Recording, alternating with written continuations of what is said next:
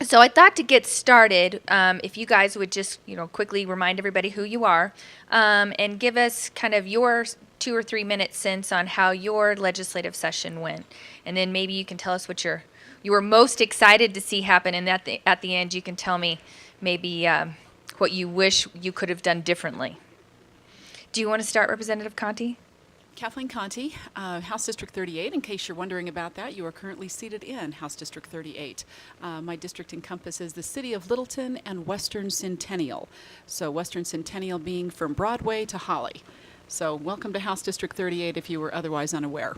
My session for myself personally, as far as the bills that I carried, was actually reasonably productive. You know how it is. If you don't expect much, you can't be disappointed. So when I went into this session, I went into it, and we've always had to, working across the aisle has not been an option since the time that I've been in the legislature. We've had it, at the very best, even when Republicans controlled the House, we had to work through a Democratic Senate and get through a Democratic governor. So it's always been a very bipartisan sense, and working across the aisle is just standard setting normal. And so I again approached the session in that way. I had 2 bills that I carried, so I'm not the one to blame for 618 bills going through. I only carried 2 of the 5 that I'm allowed. First one was a Public Utilities Commissioner bill. It asked the Public Utilities Commissioner, if you approved a rate increase, tell us why. And it asked them to come before a joint House and Senate committee in both transportation and business to tell us why. And we've also asked that that be a plain language synopsis, and that would also be posted on the Public Utilities Commissioner's website. So if you've approved a rate increase, wonderful. Tell us what's behind it. What evidence did you see that you saw that justified that rate increase? Maybe they asked for 9%, you only approved 7. Why? Why was 7 justified and 9 not? Just talk to us about what's the, the devil's always in the details, and we'd like to understand how we arrived at this point. The second bill that I carried was I am currently working on a quest to simplify sales tax remittance in the state of Colorado. Many of you may not be aware that we rank #1 worst in the nation for what it takes for a business to comply with our sales tax remittance requirements. Not exactly the advertisement you want to put out there when you're saying, hey, come to Colorado, do your business here. It didn't arrive at this point overnight, and it's probably a product of the fact that we have 68 home rule municipalities, each of whom has its own taxing district, its own rules, its own tax base, and the way that they want you to comply with. And of course, each of those have their own audit authority. And so businesses now are subject to all of that if you are doing business on a statewide basis, which about 2,300 of them are, that actually have 20 or more sales tax licenses that they're dealing with that. And so you might think that this only affects Walmart. Not exactly true. There are a number of small businesses, 20 employees or less, that are dealing with this on a very real and day-to-day basis, 40 plus sales tax licenses. Representative Kagan and I did work across the aisle on this, and we were able to get the first step of the simplification process report written, and that was to ask the Department of Revenue to write a report on what would a uniform tax base look like. So how can we do this? How can we, so that if widgets are taxable in the city of Littleton, they're taxable statewide, and if food is tax exempt in Littleton, it's tax exempt statewide. How could we arrive at this point? It won't be food because Douglas County taxes food, but that's okay. Oh yeah, you do. And so, anyway, it's not going to be a small endeavor, and the Department of Revenue is going to be consulting with the CML and CCI over the summer and writing those reports to return back to the legislature for our approval. And then we're looking at that'll be part 1 of 3 parts in a concurrent resolution next year that we're working on centralized remittance, uniform tax base, and streamlined audit process for our businesses to make us a more business-friendly place to be and to do and lighten up on regulation. I'm Senator Ted Harvey. I've seen most of you all as I look across the room. I've been here a few times. I have been in the legislature for 12 years. I'm term limited. Next year will be my last session that I'm allowed to be in the legislature. But this has been, without a doubt, the most interesting year that I've ever been in the legislature in those 12 years. Though we have had the same party controlling both chambers, when I was in the House, we controlled the House, the Senate, and the governor's office. The Republican Party did. And a few years back, the Democrats controlled everything. But it was always rather nonpartisan. We were able to work together on many issues and were able to move forward on making Colorado a better place. This year, it was probably, without a doubt, the most partisan legislative session that I've ever seen. From very extreme gun legislation to very extreme civil unions bills that did not give an opt-out for religious conscientious objection to running a business, providing a service to civil unions, or whether it was from some of the more radical environmental issues, particularly where they increased the renewable energy mandate on rural electric co-ops throughout the state of Colorado. I represent Douglas County. My district is probably 90% in the Intermountain Rural Electric District, and the Intermountain Rural Electric will have to increase their energy production for renewable energy by 100% in the next 6 years. So those of you that live in Intermountain Rural Electric Association, you're going to have higher cost to your energy in order to pay for that increased renewable energy portfolio for IREA. And think about how that's going to impact you individually as a consumer paying for your household costs, but then think how that's going to impact the businesses throughout the state of Colorado, the farmers who are having to irrigate their farms using electricity to pull water out of the ground to irrigate their farms and pay that increased electricity. None of these bills were voted on with any Republican support, and they didn't take any Republican suggestions or advice, and they were rammed through, and it was a very, very tough year. You talked about all of the bills that went through, over 600 bills that went through this legislative session. Half of those 600 bills went through in the last 3 weeks, 21 days. Actually 15 days because you put in business days in there.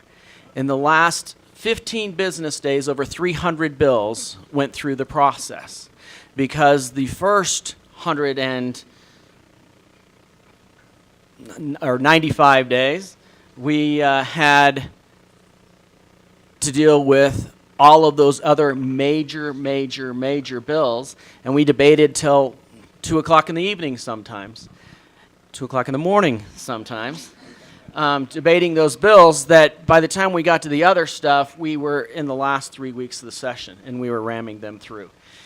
I've never seen a session like this before. One of the shining lights, though, that did come out of it, and you heard the governor and you heard the Speaker of the House and the President of the Senate at the beginning of the session talking about this is going to be jobs. We're going to focus on these jobs. Well, you saw the Second Amendment bills that went through. They were pushing jobs out of Colorado. You saw Magpul, which that employs over 300 people. They left the state because of that.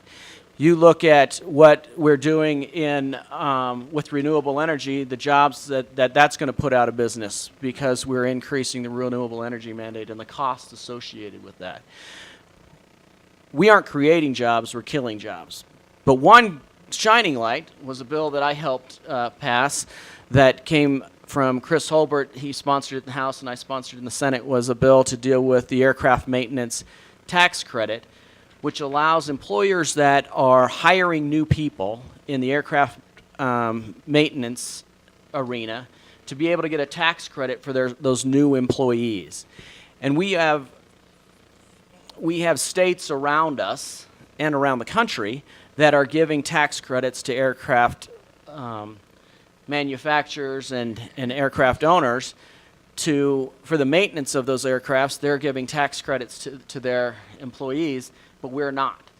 And so United Aircraft is taking their planes from Colorado and flying them to Chicago, having them maintained, and then flying them back to Colorado.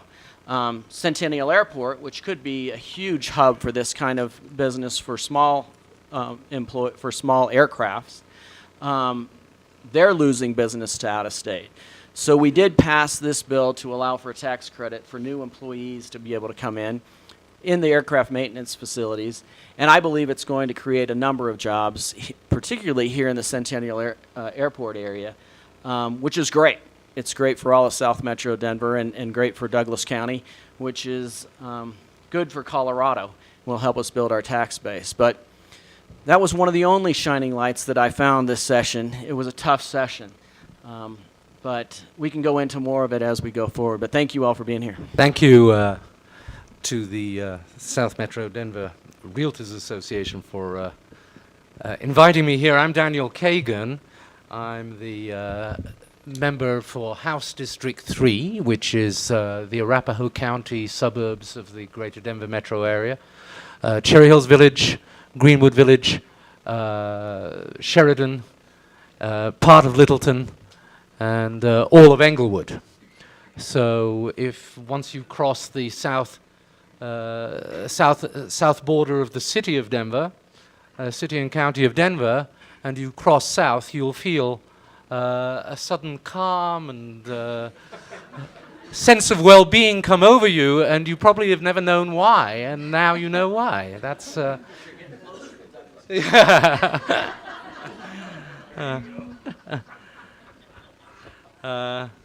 I'm part of the House majority, and I note I'm in the minority on this panel here today, and I'm the chair of the House Judiciary Committee, and therefore took a fairly large role in the gun safety legislation that was passed. But we've done a lot more than that this session.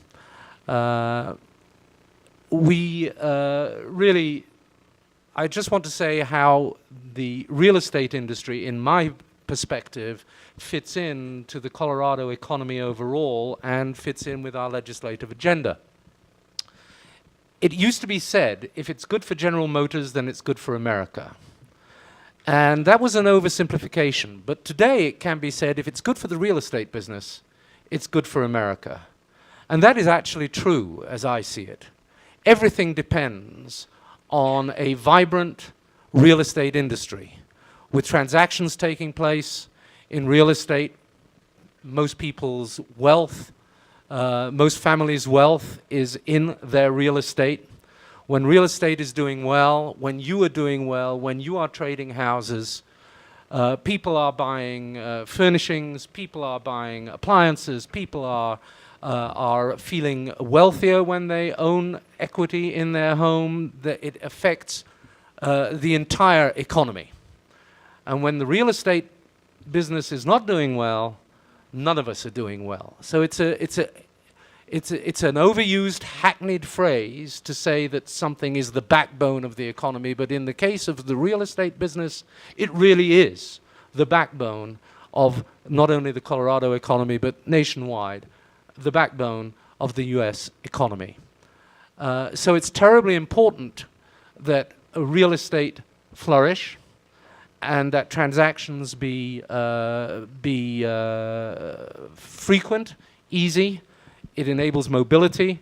And we've got part of the unemployment problem at the moment is that people can't sell their homes because they don't feel they can get the price they need, and therefore they can't take a job where a job is available because they can't sell their home.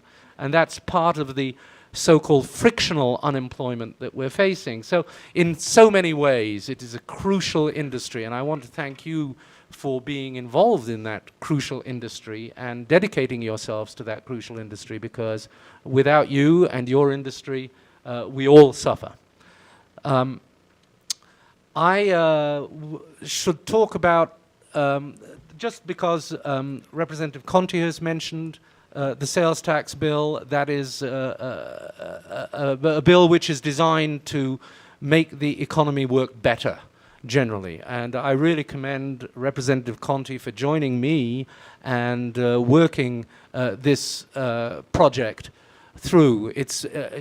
Representative Conti has done amazing work on the sales tax reform bill. We are the co-prime sponsors of the bill. It is a bipartisan effort, and it is not unusual in that. I should just note that in the session just ended, where's my figure here? 95% of the 441 bills that went to the governor had bipartisan support, and only 30 bills did not have votes from both parties, of 441.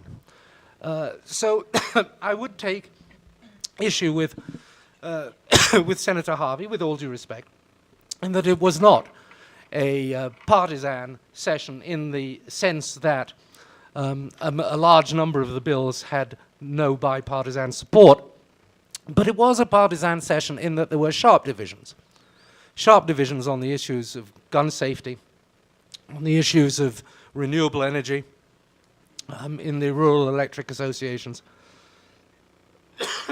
Those issues did sharply divide the legislature. Senator Harvey's bill was a highlight, and I want to thank you, Senator Harvey, for bringing that bill, which it was my pleasure to support in the Finance Committee, on which I also serve. I'm Chair of Judiciary and I'm a member of the Finance Committee.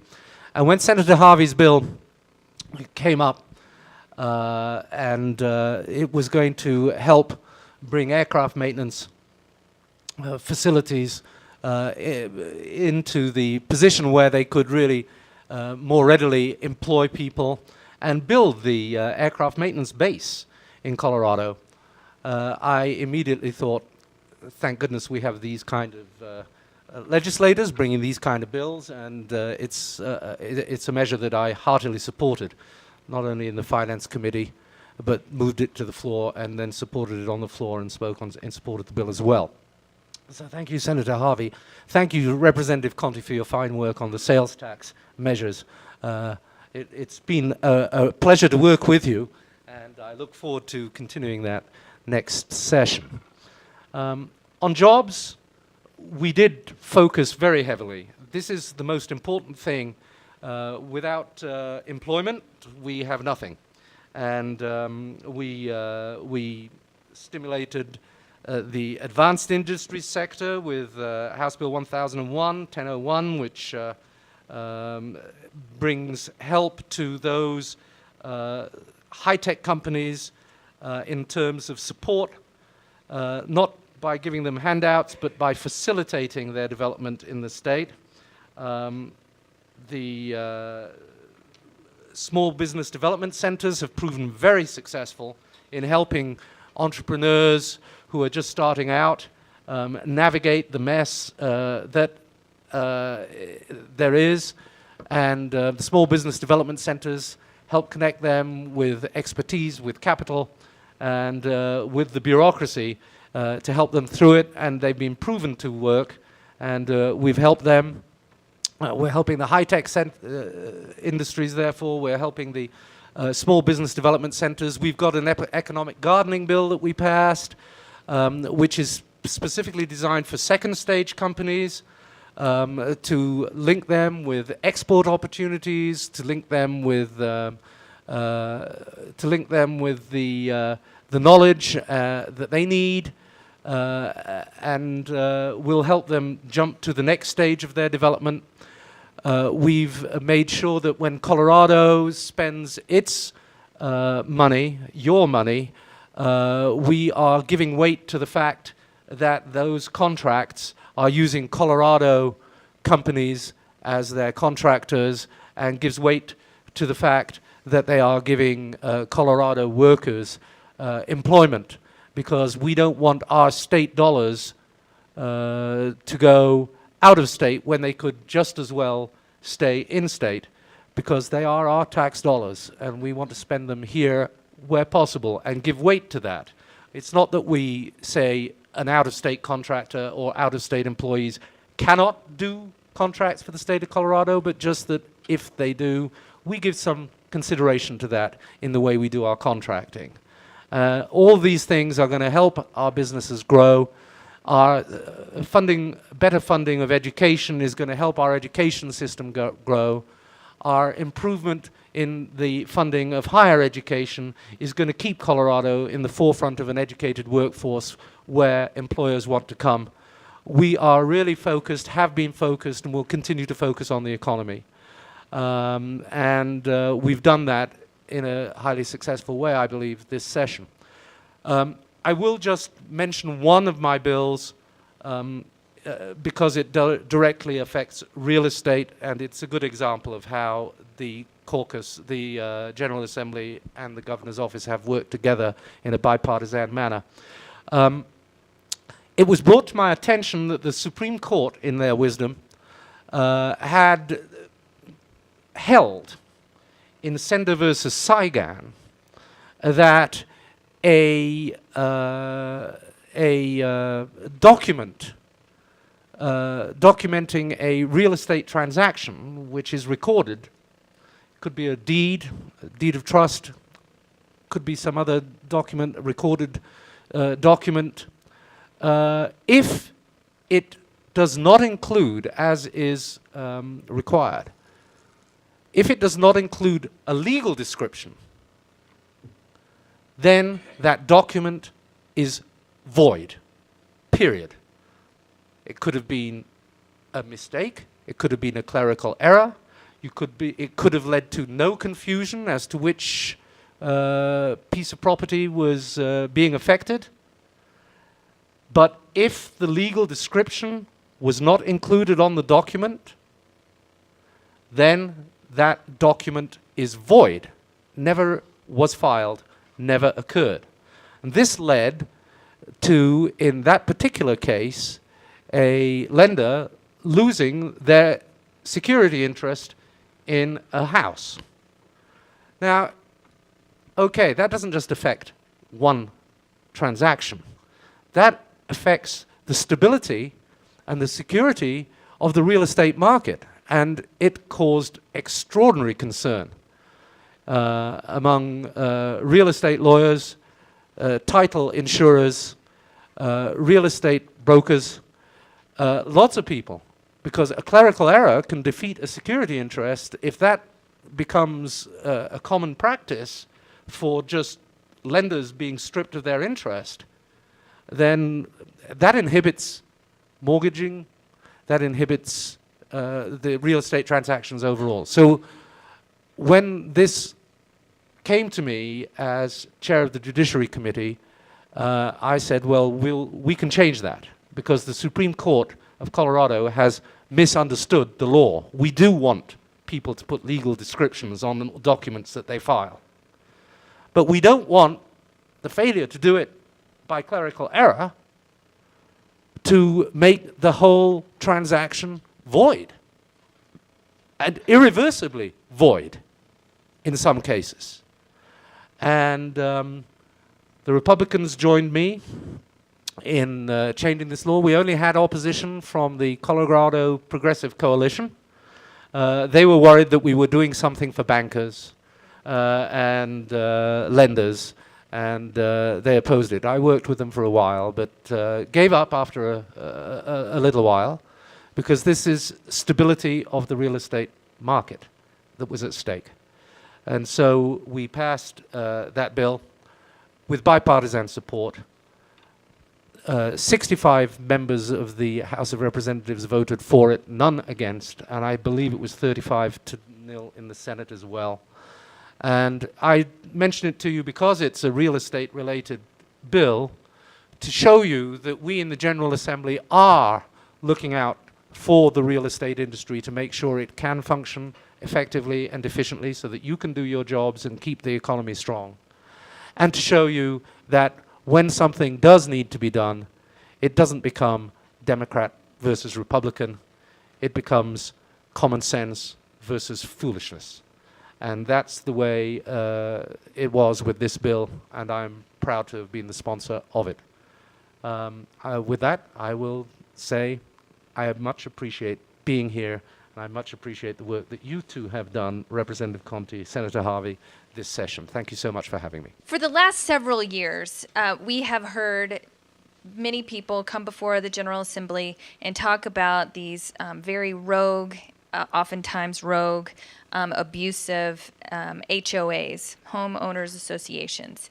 And for years, I don't think anybody has been able to come up with a great solution. We've had a couple of bits and pieces of things, like we've created a center in the Division of Real Estate where that person is charged with collecting HOA documents, and if people are so inclined, homeowners who feel like they've been wronged by their HOA can call and just make a complaint. There's no power to resolve that complaint, but it's one way to sort of start showcasing and cataloging issues that arise and what types of issues arise. And there's no requirement that people call in, but that's just one of our first little steps that we've done, or that's been taken to address some of these problems with HOAs. This year, however, after a sunrise review, and sunrise review, as you guys probably know since you're regulated, that's what it takes in our state to come forward with a new regulation, is a sunrise report where kind of an unbiased opinion goes in and researches and decides if regulation is necessary. And so this year, House Bill 1277 was passed, and it will require that HOA managers now be licensed. I think by 2015 is when it's supposed to be completely implemented. I am not sure that will help a lot of these situations that I know these guys run into. Excessive fees to get HOA documents that are needed to close on property transactions, or even some of these horrible situations where people, I would say in some situations we've heard where their properties end up being vandalized by their neighbors because they don't like that one neighbor asking questions about what the HOA is doing. I think the idea here, though, is that, and I'm not very good with colloquialisms, but rising tides raises all ships, right? And I think that's the idea, is that if we license HOA managers, then maybe that will eradicate some of this behavior. But I'd like to know what your all's thoughts are on that. And then, if after a few years, and I know that this is tough to take away regulation, if you see that it's not really making a positive or a good impact and a big difference out there in our community, do you think that that's something that could ever realistically be repealed and maybe replaced with something? I'll open it up to anybody. I think so. I can start on it. I live in Highlands Ranch and have been on the HOA for years before I got into the legislature. And whenever any of these issues come up, I go up and I say, you think if these were major issues that I probably would know about it, since I represent the largest HOA in the world, you think I would know about it, which is true. It is the largest HOA in the world. But so many of these things are when you have a group of homeowners in a small homeowners association that go rogue, and they are the ones that are causing a bad name for covenant-controlled homeowners associations. But bills like the one that you talked about are not going to help those situations, I don't believe. It's not going to hurt Highlands Ranch to pay $1,000 to have their HOA manager be licensed. It's going to hurt the small HOAs of 10 or 15 condos in a development, and their association has to pay $1,000 for one of their neighbors to go become licensed. And what will that impact? How will that help them in implementing the rules and the laws that are surrounding HOAs? I don't believe it will. I think it's only going to cost for each single homeowner to pay that additional cost for that. I've carried many bills dealing with HOAs. Last year I carried a bill to require more transparency of documents, that any HOA homeowner could come in and request the documents of the covenants, request the documents of who is a member of the association, to be able to communicate with the different members, so that if there is a rogue manager or a rogue board, that the members of the HOA can communicate with each other and run an election and throw the people out. That's the way I believe it should be done, is that the individual members police and control themselves, because they're the ones that elect those members for the most part. But this bill, I don't believe it got very much support from my caucus in the Senate. And it went through, and I can't say we will repeal it if it doesn't do any good. You very seldom see government, what did Ronald Reagan say? The closest thing to, what was the See, that's phrase? one of those colloquialism quote The things great- that I'm not good at. The closest thing to, God, what's the phrase? Living forever. What's the phrase? Is a government program. Immortality. The closest thing to immortality is a government program, and that is certainly the case with things like this. Now I'm going to remember that as living forever. So that's the case with this. You know, it's there. I can't imagine you're going to see 33 members of the House of Representatives and 18 senators and 1 governor think this is such an important issue that they're going to carry a bill to overturn it. It's probably going to be there for good. I don't know a lot about HOA law, but I just would say that when HOA bills come to the legislature, they are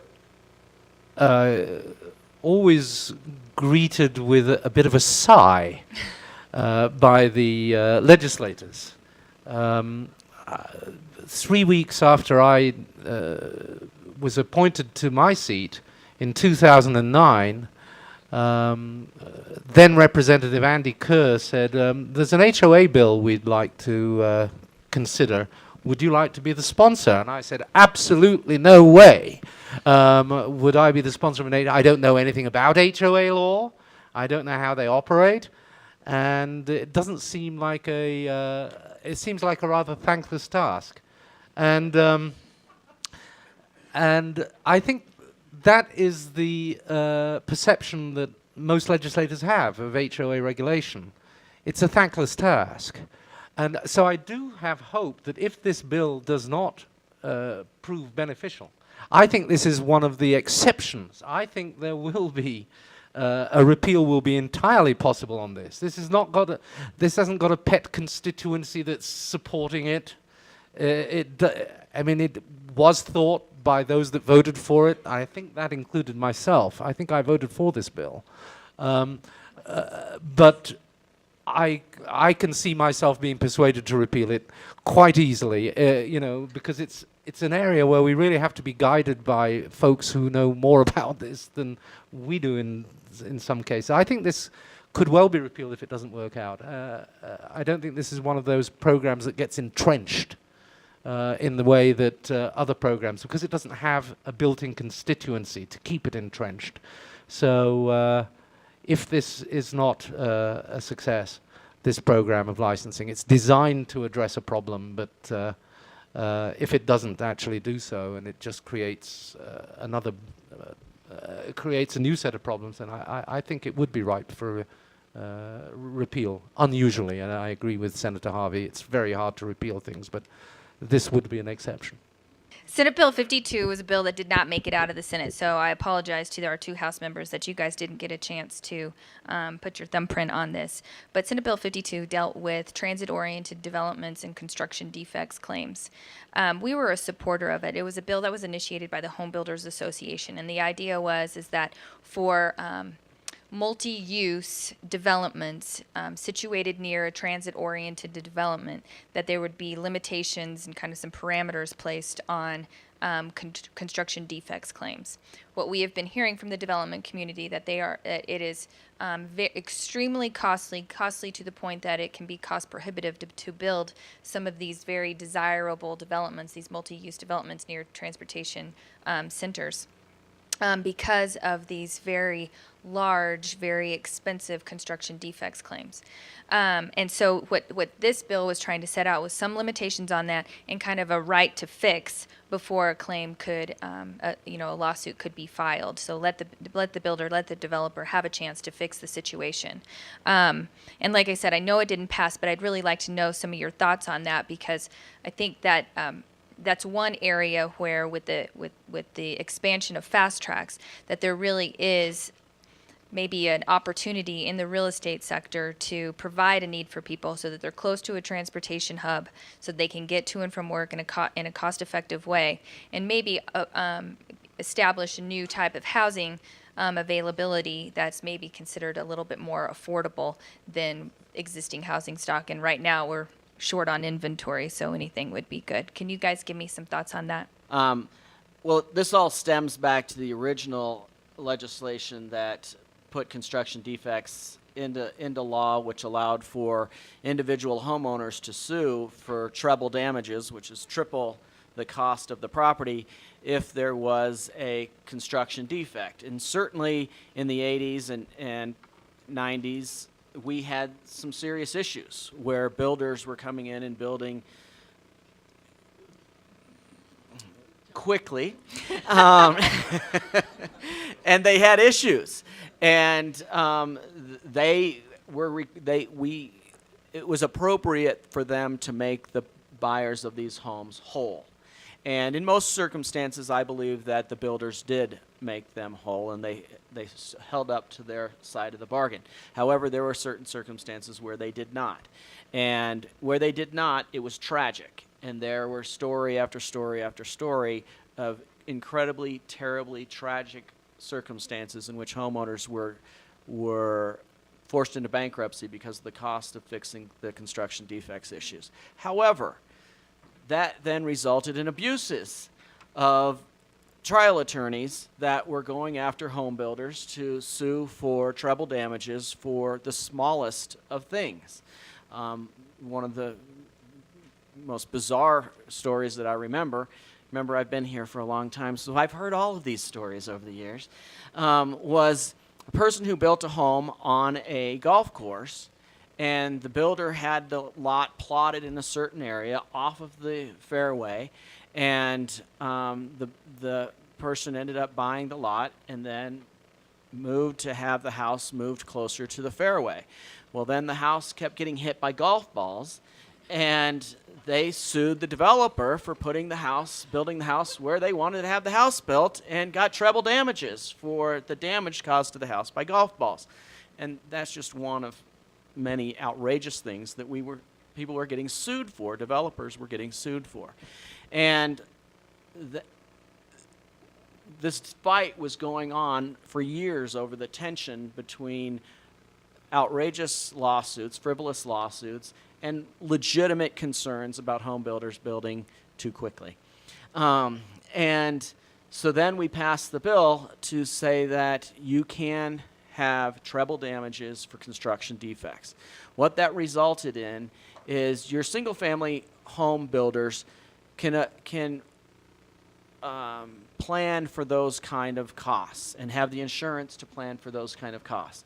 But when you have a multi-unit development where you can have class action lawsuits where all of the property owners in that multi-unit development can come together and sue for treble damages for each and every one of their units, that's when the developers can't afford the insurance to cover those costs. So when that bill passed 2 years ago, 3 years ago, I don't remember when it passed, it ended all multi-unit developments in the state of Colorado. Overnight. There hasn't been one that's been built anywhere in the state of Colorado since that bill passed. Is that good for the real estate industry? Is that good for the economy? Is that good for Colorado? Absolutely not. As Representative Kagan said, as the real estate industry goes, so goes our economy. That one single bill has destroyed the real estate industry when it comes to multi-unit development. This was a simple effort to try to say, in these areas where we are having government policy that is going to subsidize very expensive multi-transit areas, then let's allow these other areas to be built using multi-unit developments to take advantage of this transportation system that we've subsidized so that we can move these people around and have them living right next to it. Let's kind of have a balanced approach to how we're going to deal with these two competing issues. And just even if it was in these areas where we have transit, we couldn't get the bill even out of committee, much less out of the Senate, much less out of the House and to the governor's office. I think it's an important issue that we need to continue to look at, but it's not going to go anywhere under the current situation. Our schools are not doing as good a job as they should in many of the school districts. I'm lucky, my kids are all in the Cherry Creek schools, and they've all had a pretty good education from Cherry Creek School District. But it's not that way all across Colorado. I think part of the problem is that we are underfunding education. That's part of the problem. But that's not to say that, I mean, we have the one of the lowest funding levels of K through 12 in the country. And it's hard on an uphill struggle like that. But there's lots of other aspects to the problem which can't be solved by money. Some of our teachers are not as good as they could be. And we're constantly trying to improve the quality of instruction in our schools. It's vitally important. Funding is part of the problem. It's not the whole of the problem. But the Future School Finance Act, which is the billion-dollar proposal that you're talking about, will help. It won't be the entire solution. If it passes, however, it will help. And it's up to the people of Colorado to decide whether they want to do that or not. And that's the way it should happen. It should go to the people. It does go to the people. It will go to the people. And people will decide, do we want to pay more money in taxes to better fund our schools or not? And the people of Colorado will decide, as they should.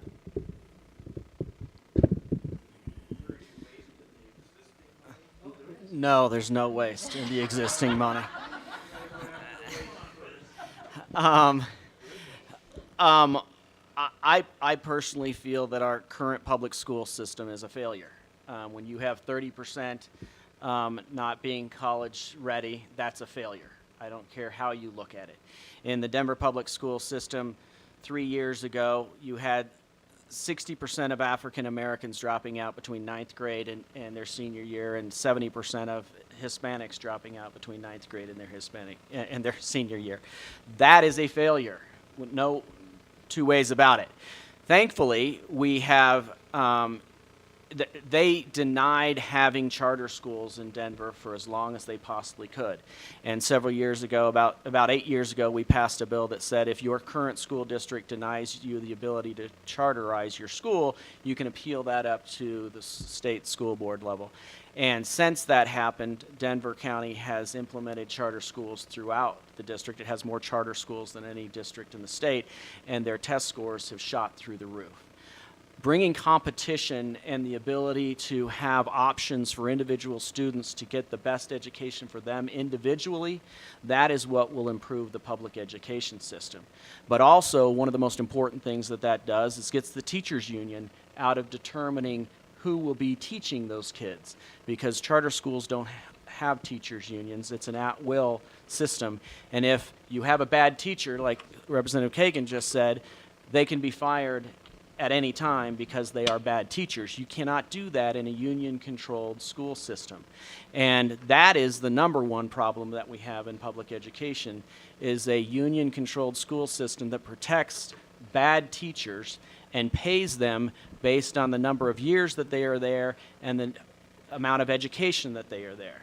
Just because you've been in a district for 10 years and have a master's degree does not mean you are a good teacher.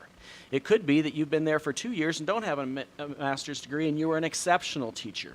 We need to reward those teachers that do exceptional work, and we need to move those along that don't do exceptional work out the door for the benefit of our kids. So to that end, I am absolutely against the billion-dollar tax increase, because more tax dollars will not help the current situation, because the current situation is an abject failure because of the way it's set up. We are not at the bottom of the funding scale in the United States. We are at about 23 of funding compared to all other states per capita of each student that we fund. But funding does not dictate success. You look at Douglas County, we get less money from the state than any other district in the state because we fund most of ours at the local level. And we have a significant number of charter schools in Douglas County. And even in our traditional public school system, we have a great system. Our teachers are great, and we have gotten rid of the union in Douglas County. We have no union in Douglas County. The third largest district in the state, we don't have a union. And we are paying them based on merit, not on their educational level or the number of years that they've been there. So there are great things we can do in our current education system to improve it, like we're doing in Douglas County. But until we change the fundamental problems with the district, I'm going to work my tail end off to make sure no more money goes to a failed system. Did you want to add anything?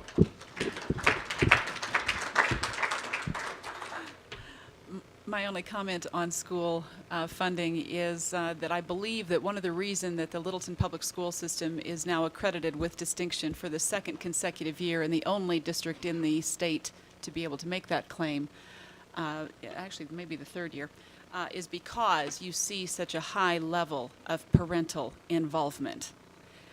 How many of you have ever sat on a volunteer board, you know, where you had to lead people who were not being paid?